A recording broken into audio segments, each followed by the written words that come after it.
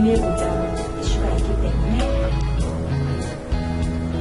좀 사례에 대해서 수정이 있으면 제가 여러분들께 다시 한번 알려드립니다. 여자분은 남자라고 할 수도 있고 어른을 애라고 할 수도 있고 예. 소설이 될 수도 있습니다.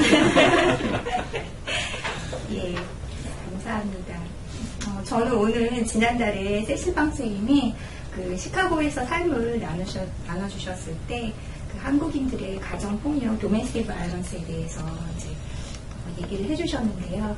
또 시카고라는 도시 안에서 특별히 한국인들의 도메스틱 바이런스를 위해 그것을 케어하는 센터가 있다는 내용이 무척 인상적이었던 것 같아요. 네. 그래서 그 미국 내에서 이제 그 한국인들의 가정 폭력 비율이 아주 그 상위에 랭킹된다는 사실을 또 제가 졸업한 대학원 클래스에서도 변호사이시면서 또 메리지 앤 패밀리 테라피스트로 계신 어떤 게스트 스피커가 이제 클래스에서 세실이 언급했던 그 한국인들의 도메스틱 바이런스에 대해서 그 통계 자료를 이제 수업 시간에 쉐어했던 그런 기억도 나요. 그래서 그때 이 미국 내에서 한국인들의 도메스틱 바이런스가 이렇게 높은 비율을 차지하고 있구나. 그리고 미국이란 나라 안에 있기 때문에 이제 다양한 인종들이 있기 때문에 또그 한국인들의 그런 특성들이 이런 이슈들이 드러나는구나 하고 좀 놀랐던 그런 기억이 납니다. 네. 네, 그리고 지난달에 또 도메스틱 바이런스뿐만 아니라 불링에 대해서 집단 따돌림에 대해서도 이제 세진 선생님이 그곳에서 경험한 이제 그런 얘기들도 나눠주셨는데요. 오늘 시작을 하면서 또 이런 불링과 또 도메스틱 바이런스와 그리고 부모의 그런 패런팅, 양육행동, 양육태조 이런 것들이 어떤 관련이 있는지 조금 얘기를 나누면 좋을 것 같아요. 네. 제가 그 아주 오래전에 그 봤던 영화를 최근에 이제 다시 보게 되었는데요. 네. 그 주니어 하이 스쿨에 다니는 제목이 뭔가요? Welcome to the Dollhouse라는 영화예요. Welcome to the Dollhouse. 예, 그래서 한 1990년대 중반 정도에 만들어진 좀 굉장히 오래된 영화인데 그 중산층, 미국인 중산층 안에 살고 있는 한 여학생이 학교에서 친구들한테 그런 외모의 그런 어떤 그런 이렇게 직접적으로 공격을 받는 그런 얘기들도 나와 있고 또 가족 안에서 어떤 다이내믹 안에 이 아이가 있는지 그리고 이 아이가 심리적으로 굉장히 어떤 분노에 이제 사로잡혀 있는지 그런 장면들이 잘 묘사가 되어 있고 또 청소년기이기 때문에 또 그런 이성에 대한 그런 호기심이나 관심이나 이제 이런 것들이 이렇게 여러 가지 에피소드를 통해서 잘 이렇게 표현이 됐던 것 같아요. 네. 그래서 부모와의 관계 안에서 그 아이가 자기 개념을 어떻게 발달을 시키는지에 대한 그런 것들이 잘 보여졌던 그런 영화인 것 같아요. 그래서 보통 이제 그 한국인 부모님들께서 이제 내가 내 아이를 굉장히 잘 양육하고 있고 잘 자라도록 이제 케어하고 있다고 믿지만 이제 서로 상호작용을 하면서 아이들을 양육하시면서 이제 여러 가지 문제들이 네. 이제 발생을 하는 네. 경우가 많은 것 같아요. 이 네. 왕따라는 이 문제가 정말 사회적인 문제로 이제 나온 게 정말 여러 해 됐습니다. 예, 굉장히 오래됐죠. 네. 이 굉장히 좀 상담에 오시는 분들이 이제 피해자를 이제 예. 아주 그냥 뭐 정신적인 충격으로 인해서 학교를 거부한다거나 아니면 이제 뭐 우울증에 걸려서 근데 어떤 경우는요 부모님이 애를 데리고 와요. 얘가 가해자예요. 그러면서 데리고 온 경우도 있어요. 애가 왜 무슨 일 때문에 다른 애들을 이렇게 괴롭히나요? 네, 제발 좀 고쳐주세요. 그렇게 오는 경우도 있어요. 제 경우에는 네. 어른인데 그 청소년기에 왕따를 당한 경험이 있으면서 동시에 가해자가 된 그런 케이스도 있습니다. 예. 특히 그 가정에서 좀 전에 그 가정 교육에 대해서 말씀하셨는데 가정에서는 상당히 문제가 없는 아이라고 생각했던 그런 부류의 조용하고 어머니 아버지 말씀 잘 듣고 요랬던 국민학교 쪽에 요랬던 아이들이 중학교 가면서 이제 그 다른 아이를 괴롭힌다느냐 아니면 자신이 네. 학대를 받는 그러니까 결국 왕따를 당하는 그런 경험을 갖고 그걸 통해서 다른 아이들한테 분노를 폭발하는 이제 그런 경우.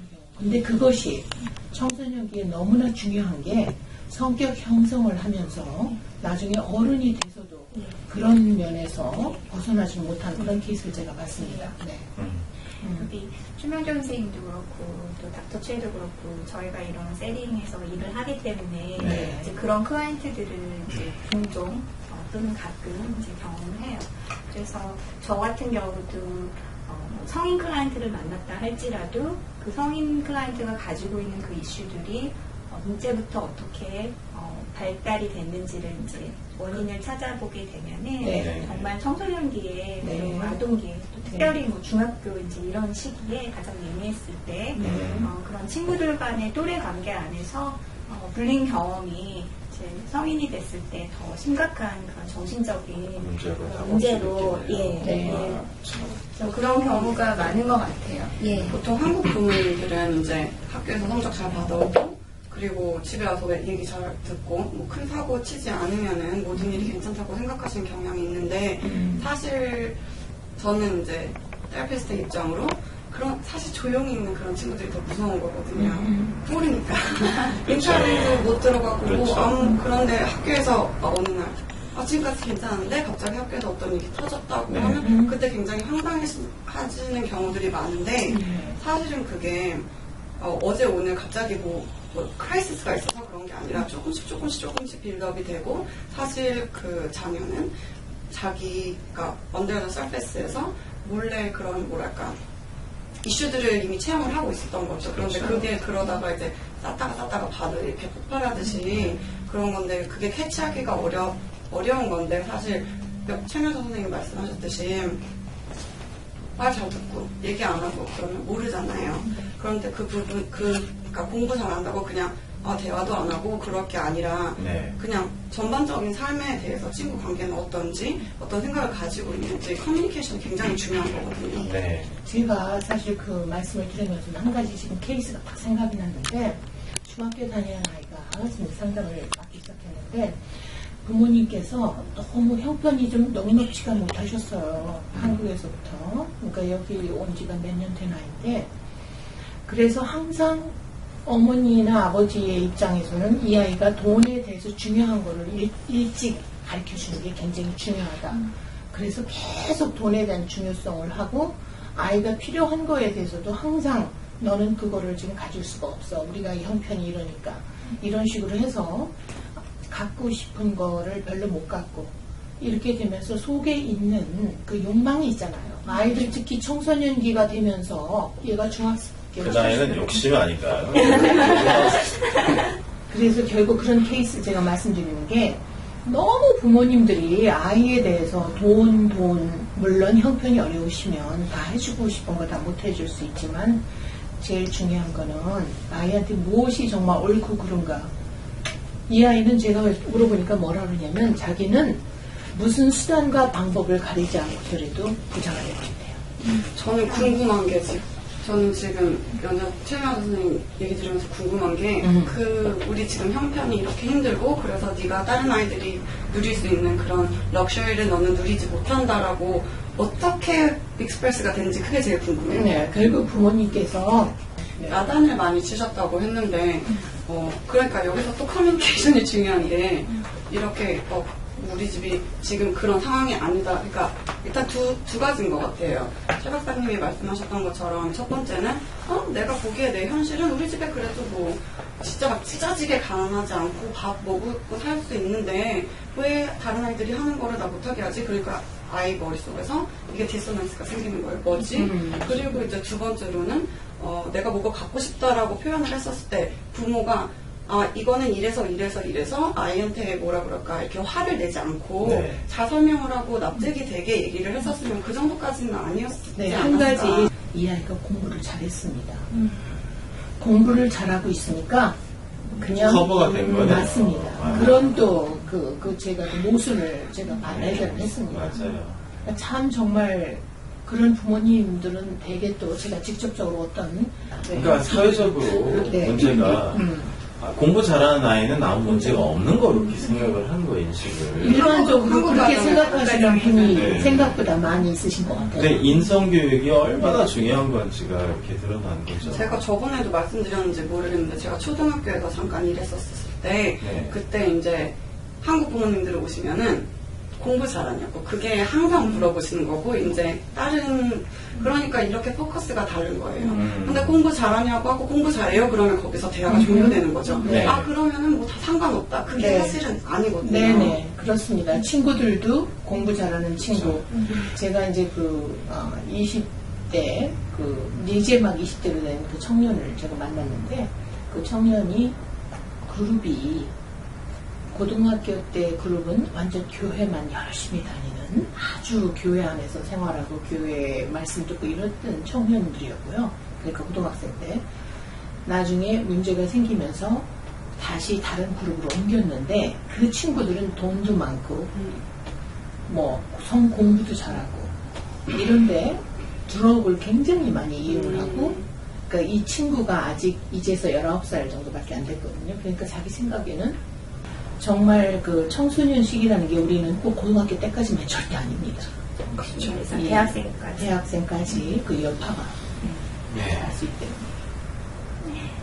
오늘 이제 부모님과의 그 자녀의 관계에 있어서 이제 자녀가 부모한테 이제 커뮤니케이션을 잘 할 수 있도록 사실 부모가 그런 모습을 보여줄 수 있는 그런 부모로서의 역할을 이제 계속 아이가 성장하면서 느꼈다면 이렇게 솔직하게 커뮤니케이션을 더 잘 할 수 있을 것 같아요. 근데 네. 이제 보통 대표적으로 이런 코리안 아메리칸 가정에서 보여주고 계신 그런 양육 행동이 보통 권위주의적인 그렇죠? 그런 양육 행동이 네, 많기 맞습니다. 때문에 네. 굉장히 부모님들은 이제 높은 그런 엄격한 그런 기준 안에서 이렇게 통제를 굉장히 높이 많이 하시고 네. 또 그에 반해서는 이제 애정이 이제 낮겠죠. 그렇죠. 예. 네. 그래서 그렇게 표현이 예. 애정은 있지만 네. 애정을 하시는 표현이 그죠? 그래서 권위주의적인 그런 양육 행동을 갖고 계시는 그런 부모님들의 경우에는 진짜 진솔한 그런 커뮤니케이션이 부모 자녀 관계에서 이루어지기 좀 어려울 것 같은 그런 생각도 들어요. 사실 부모님들에게 이 대화에 대한 그 교육을 하는 거 참 쉽지 않습니다. 네. 정말 어떻게 시작을 해야 되는지 모르시는 분들 참 많으세요. 근데 이제 페어런팅 열심히 다니시니까 또 그죠? 이제 교육에 대한 열의가 있으셔서 네. 앞으로는 좀 더 나아지지 않을까 생각을 하고 있습니다. 네, 많은 경우에 자녀가 둘이 있으면 둘이 굉장히 틀리거든요.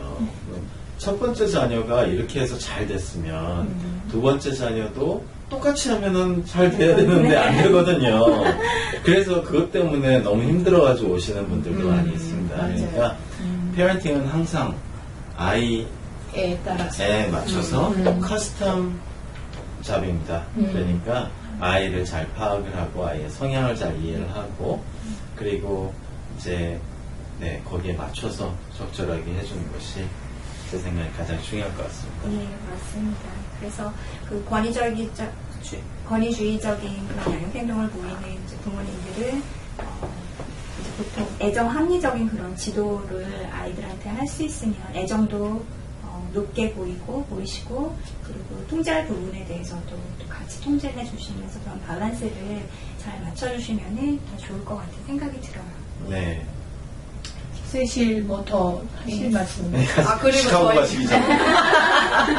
네. 저번에 좀 좋은 네. 그 토픽을 얘기를 해주셔서 네. 그 권위주의적이라는 말이 계속 나오는데 그게 아마 저희는 이제 필드에 있으니까 이게 뭔지 그렇죠. 알지만은 어토리테리언. 네, 그거를 조금 설명을 해주시면 좋을 것 같아요. 아, 네. 권위주의적인 그런 양행동의 특징에 대해서 아까 간략하게 높은 통제와 낮은 애정을 보이는 경우라고 말씀을 해드렸는데요.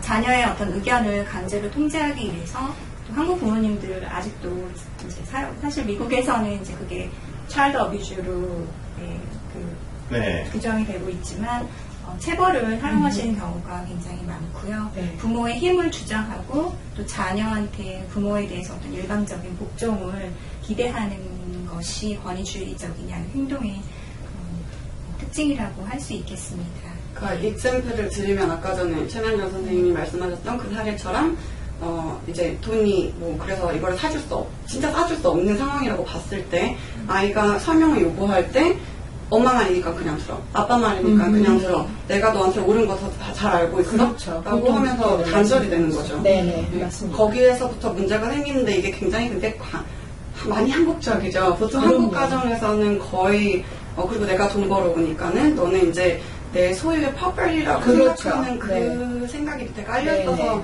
이렇게 되는 건데 연구 결과에 따르면 권위주의적인 페어런팅이 가장 앵사이티 불안증이라든지 네, 사회적으로도 굉장히 무능한 네. 아이들을 맞습니다. 이렇게, 그리고 분노도 쌓이고 네. 그래요, 아이들 네. 속에서. 맞습니다. 그래서 그게 왕따로 이어지는. 앵거 네. 매니지먼이 안 되고 네, 네. 또 부모의 그런 엄격하고 공격적인 성향을 보고서 이제 인터했기 때문에 네. 아이 안에서는 공격성이 증가될 수밖에 없고 네. 또 집에서 눌려있던 것들이 네, 네. 이제 학교 생활을 하면서 이제 그게 액팅 아웃이 이제 돼서 그렇죠. 학교에서는 이제 그런 문제로 또 이런 테라피스트들을 사실 이렇게 저는 이제 찾아오게 물론 되는 것이죠. 저는 그게 너무너무 중요한 게 그 부모님과의 관계 우리가 어떻게 부모님으로부터 어떤 교육을 받고 어떻게 자라졌는지 어제 애정 관계가 어떠했는지 그게 너무너무 중요한 게 저는 사실 부부를 많이 보지 않습니까? 그죠?